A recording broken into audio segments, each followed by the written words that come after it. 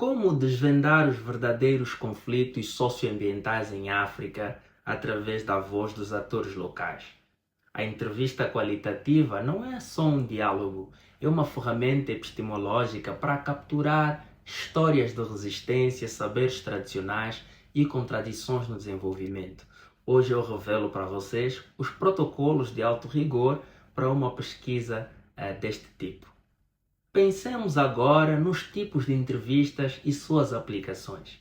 Existe a entrevista semi-estruturada, ideal para conflitos complexos. Pensemos no caso real da Nigéria, o delta do Níger. Uma pergunta-chave ao entrevistado seria: como você descreve a relação entre a Shell e a sua comunidade antes e depois dos vazamentos de óleo? Esse tipo de entrevista é flexível, pois permite explorar memórias coletivas, impactos na pesca e a resistência política da comunidade. Um outro tipo de entrevista seria a entrevista aberta, dirigida por líderes tradicionais, por exemplo. Olhamos para o Quênia, conflitos por terra Maasai, por exemplo. Uma pergunta seria: conte-me sobre o significado espiritual dessa terra para o seu povo. A vantagem é que revela cosmovisões não previstas num roteiro de entrevista.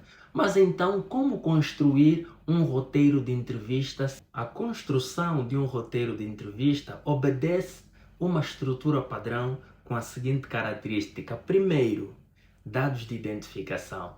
Colocar o nome é opcional, obviamente, né? A idade, a etnia, a função do entrevistado na comunidade, o contexto geográfico a ser estudado, ok? Perguntas introdutórias, como sua família chegou a essa região, ok? O núcleo temático, com aspectos como conflitos, quais sinais ambientais alertaram para os problemas? Atores, quem você considera responsável pela degradação? Respostas locais, que soluções tradicionais já foram tentadas?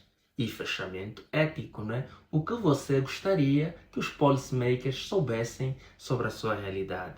Inclua uma escala temporal, como era antes e depois do conflito.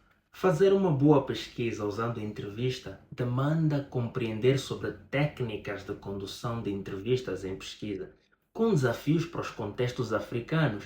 Por exemplo, uma técnica seria a escutativa crítica, observar não só palavras, mas os silêncios estratégicos dos entrevistados, as metáforas locais, ok? Uma outra técnica seriam as adaptações culturais, respeitar as hierarquias, entrevistar primeiro os anciãos, observar a linguagem corporal, evitar contacto visual direto em algumas culturas. O tempo africano é diferente do tempo ocidental, agendar com muita flexibilidade. Outras técnicas podem ser aplicadas compreendendo a neutralidade em cenários tensos, a técnica de reenquadramento. Não pergunte: você sofreu alguma violência? Pergunte: como a sua comunidade reage quando há disputas?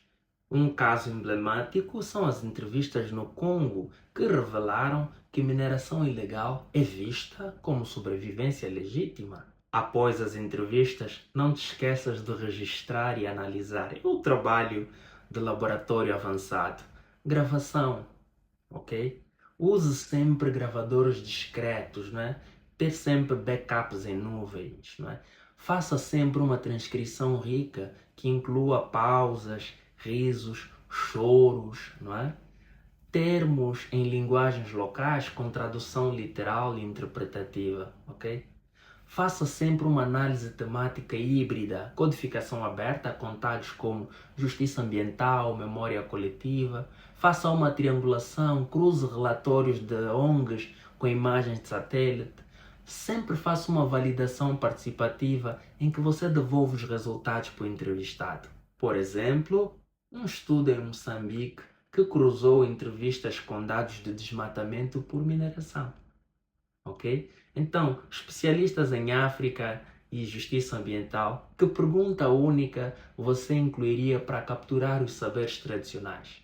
Como lidar com o risco ético em zonas de conflito armado? Ok? Debata nos comentários, apresente as suas contribuições. Um grande abraço, eu sou o professor Braulio, estamos juntos.